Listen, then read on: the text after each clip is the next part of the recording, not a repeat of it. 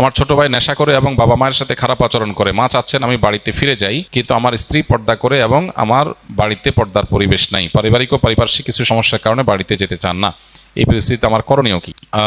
এটা একটা জটিল সমস্যা। আমাদের অনেকে আছেন যে স্ত্রী আসলে মায়েদের সাথে থাকতে চান না।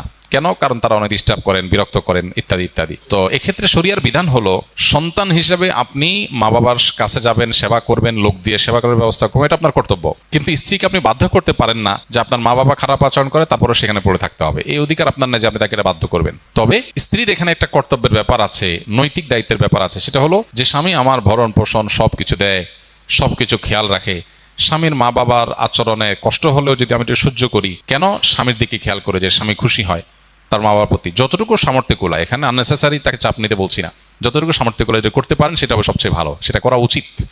যদি তিনি কোনো কারণে এটা না করেন, তাহলে বাই ল আইনগতভাবে কোনো স্বামী তার স্ত্রীকে এটা বলতে পারে না আমার মা বাবার কাছেই তোমাকে থাকতে হবে। বরং শরিয়ার দৃষ্টিভঙ্গি হলো স্বামী যেখানে থাকবে স্ত্রী সেখানে থাকবে, তার সামর্থ্য যদি থাকে। তাহলে মা বাবার জন্য কাজের লোক দিয়ে আপনি যেমন ব্যবস্থা করবেন, আবার আপনিও ঘন ঘন যাবেন, শুধু কাজের লোক দিয়ে হবে না। আর নাতিপুতি দেখার তাদের শখ আছে, এটা তাদের হক, অতএব তাদের দেখার ব্যবস্থা করবেন, তাদেরকে আনবেন, নিজে যাবেন। একই সাথে স্ত্রীর প্রতি কোনো অবিচার যেন না হয়, সাধ্য অনুযায়ী মা বাবার সাথে বেয়াদবি না করে সেটাও লক্ষ্য রাখবেন। আবার স্ত্রীকেও বোঝানোর চেষ্টা করবেন, মা বাবার হয়ে ওজোর খাই করার চেষ্টা করবেন। এখানে আসলে ওই যে পাটার পুতার ঘষাঘষিতে মরিচের যে অবস্থা হয়, অনেকটা সে অবস্থা হয়। আর এটুকু করা লাগে। সাংসারিক জীবনে একটু শান্তিতে থাকতে চাইলে বেশি পণ্ডিতি না করে এই পাটাপোতার মাঝখানে এই ইয়ের মতো, মরিচের মতো আপনার সহ্য করে পুরুষদেরকে থাকতে হয়। একদিকে মা বা বিরুদ্ধে, বাপের বিরুদ্ধে বউ নালিশ করবে, এগুলো শুনতে হবে, বউয়ের সান্ত্বনা দিতে হবে। আরেকদিকে মাকে বোঝাইতে হবে, মার কাছেও ঝাড়ি খাওয়া লাগবে, বউয়ের কাছেও ঝাড়ি খাওয়া লাগবে। দুই জায়গায় যদি আপনি ঝাড়ি খাইতে পারেন তাহলে আপনি আদর্শ পুরুষ। আর যদি আপনি দুই জায়গায় ঝাড়ি খাইতে না পারেন, বরং দুই জায়গায় ঝাড়ি দেওয়ার চেষ্টা করেন। মায়ের কাছে যে ঝাড়াঝাড়ি করেন, হ্যাঁ বউর সাথে এমন আচরণ কেন করলা, আবার বউরে বলেন হ্যাঁ আমার মার সাথে তুমি কেন করলা, তাহলে আপনার কপালে দুঃখ আছে। বুঝে আসছে কথা? দাম্পত্য জীবনে সব জায়গায় পণ্ডিতি করে চলে না। সারা জীবনে রাজত্ব করলেও ঘরে আইসা বিড়ালের মতো যথাসম্ভব মেও মেও করে চলার চেষ্টা করবেন, তাহলে ইনশাল্লাহ সংসার জীবনে দেখবেন শান্তি আর শান্তি, শান্তির কোনো শেষ নাই। আমাদের ফাউন্ডেশনে যত লোক স্বামী স্ত্রীর ঝগড়াঝাটি নিয়ে আসে আমাদের কাছে নালিশ নিয়ে, তা আমাদের মৌলানা দেলোয়ার এগুলো দেখাশোনা করেন। তো মৌলানা দেলোয়ার আজকে অনেক বছর, 5-6 বছর উনি আমাদের অফিসে এগুলো সামলান। প্রতিদিনই অনেকগুলো কেস আসে, স্বামী স্ত্রী ঝগড়াঝাটি মিটমাট করার চেষ্টা করা, কাউন্সিলিংয়ের চেষ্টা করা, তালাকের মাসালা ইত্যাদি ইত্যাদি। তো মৌলানা দেলোয়ার তার অভিজ্ঞতার আলোকে বলতেছে যে দীর্ঘদিন পর্যন্ত স্বামী স্ত্রীর মধ্যকার এইসব বিষয়গুলো ডিল করার পর আমার অভিজ্ঞতার নির্যাস হলো দাম্পত্য জীবনের সুখের একটাই সিক্রেট আছে। সেটা কি? যেই ঘরে স্বামী তার স্ত্রীর কথা মতো চলে সেখানে কোনো অশান্তি নেই। শান্তির মূল মন্ত্র হলো স্ত্রীর কথা মতো চলা, ব্যাস, দ্যাটস ইট।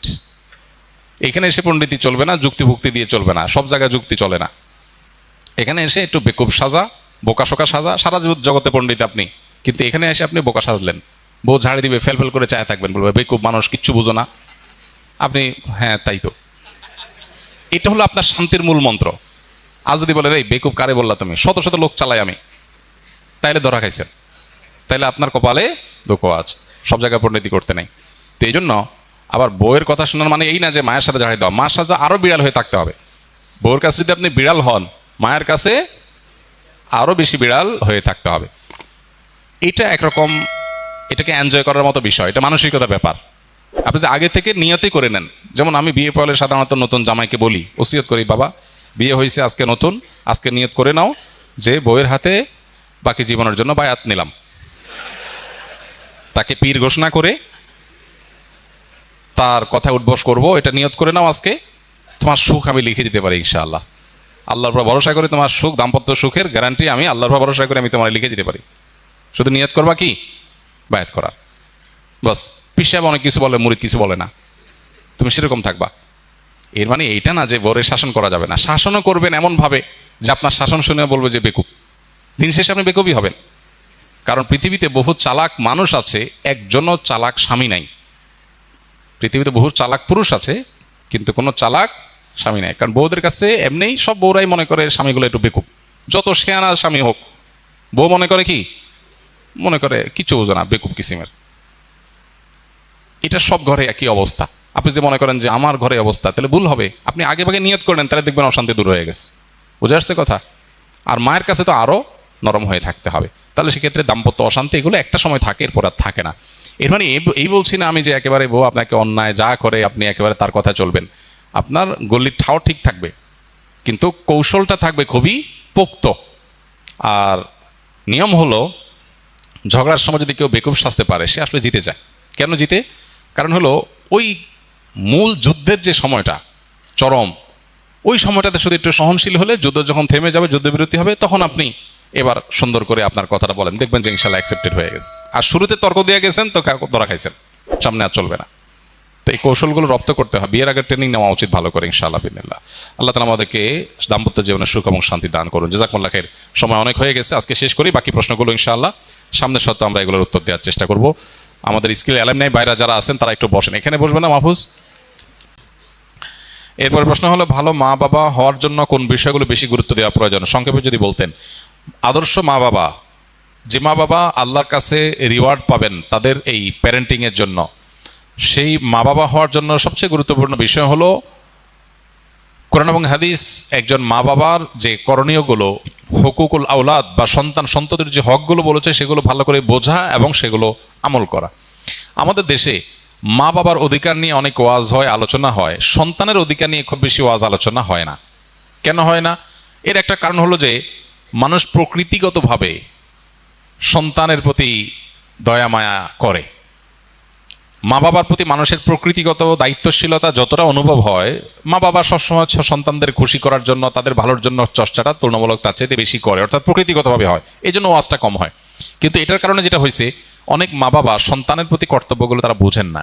কিয়ামতের ময়দানে কিন্তু এই কর্তব্য আদায় না করার কারণে আল্লাহর কাছে জবাব দিয়ে তার মুখোমুখি হতে হবে। এই জন্য আপনি মা বাবা হয়েছেন দেখে শুধু তাদের কাছ থেকে আপনার পাওনা আছে, আপনার কোনো কর্তব্য নাই, এমনটি মনে করার কোনো কারণ নাই।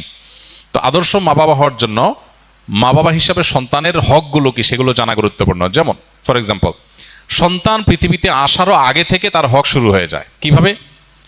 আপনি অবিবাহিত, আপনি বিয়ে করবেন, তাহলে আপনি একজন দিনদার জীবনসঙ্গিনী খুঁজবেন। কেন? যাতে করে আপনার অনাগত যে সন্তান সন্ততি তারা যেন দিনদার থাকে।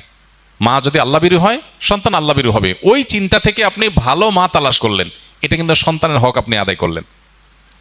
আর আপনি ওইটা মাথায় রাখলেন না, আপনি টাকা পয়সা অন্যান্য বিষয়গুলোকে মাথায় রাখলেন, তাহলে আপনার সন্তান দিনদার আদর্শবান আল্লাহভীরু হওয়ার বিষয়টাকে আপনি খেয়াল করলেন না, তাহলে সন্তানের অধিকার নষ্ট করলেন একরকম। ঠিক একইভাবে স্ত্রী সহবাসের সময় যে দোয়া পড়া হয়, এই দোয়ার মধ্যে কিন্তু অনাগত সন্তান যেন ভালো হয়, নেক হয়, শয়তানের পাকড়াও থেকে রক্ষা পায়, যেন দোয়া করা হয়। এটা কিন্তু সন্তানের চিন্তা থেকেই আসে। সন্তান জন্ম নেওয়ার পর তার জন্য ডান কানে আজান, বাম কানে ইকামতের যে আমল মুস্তাহাব আছে, এর পাশাপাশি তার জন্য যে দোয়া আছে, ওয়াইজুকা বিকালিমাতিল্লাহি তাম্মা মিন শাররি কুল্লি শাইতানিন হাম্মাম কুল্লি আইনিল লাম্মা, শয়তান থেকে পানা চাওয়ার দোয়া। সন্তানের অধিকার, তাকে ভালো রাখার চেষ্টা, সন্তানের জন্য একটা সুন্দর অর্থবহ নাম নির্বাচন করা, এটাও তাকে ভালো মানুষ হওয়ার প্রত্যাশা থেকে রাখা। সেই সাথে সন্তানকে শুরুতে দিন দেওয়া, আল্লাহর সাথে পরিচয় করানো, আখিরাতমুখী করা, তার মধ্যে ঈমান বিল্ড করা, তৈরি করা, এর পাশাপাশি তার ভরণ পোষণ আদার সব বিষয় দেখা। আমরা সন্তানের অধিকার বলতে বুঝি তাদের শার্ট প্যান্ট দেওয়া, তাদের ভরণ পোষণ দেওয়া, এটা তো তাদের অধিকার বটেই, এটার বাইরে আরও অনেক কর্তব্য আছে। এর মধ্যে একটা গুরুত্বপূর্ণ বিষয় হলো সন্তানদের মধ্যে ইনসাফ করা, বৈষম্য না করা। যখন কিছু দিবেন সবাইকে সমান হারে দিবেন। তো সন্তানের প্রতি এই সমস্ত কর্তব্যগুলো যদি আপনি জানেন এবং কর্তব্য সচেতন হন, ইনশাআল্লাহ আপনি আল্লাহর খাতায়, আল্লাহ রসুলের দৃষ্টিতে আপনি আদর্শ বাবা এবং মা হতে পারবেন। আল্লাহ আমাদেরকে তৌফিক দান করুন। সর্বশেষ প্রশ্ন আজকের জন্য, ইনশাআল্লাহ বাকি প্রশ্নগুলো তো আমরা সামনের সপ্তাহে দেবো ইনশাআল্লাহ, যদি সময় কম আজকে। আমাদের দেশে অনেকে যাকাতের টাকা আমরা দেই, কিন্তু